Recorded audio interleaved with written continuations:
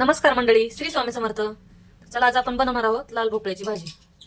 ह्याला काशीफळ भोपळा पण म्हणतात. तर आपल्याला कापून घेऊया. ह्याची साल कोण कोण काढतं, पण मी नाही काढत. आता हिरवी मिरची, लसूण, अद्रक, जिरे, कोथिंबीर कुटून घ्यायची. तुम्ही मिक्सर मध्ये पण बारीक कुटून घेऊ शकता. आता कढईत तेल टाकून घ्यायचं. आता तेल तापले, मोहरी टाकून घ्यायची.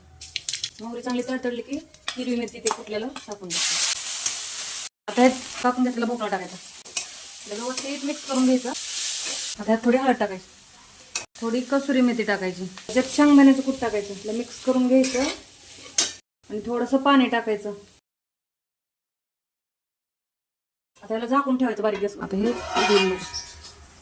बघा, पाणी थोडंसं टाकलं होतं पण ते भोपळ्याला पाणी सुटतं. भोपळा मस्त शिजला. आता त्याच्यात कोथिंबीर टाकून. मैत्रिणींना भाजी तयार आहे. याच्यामध्ये ना तेलामध्ये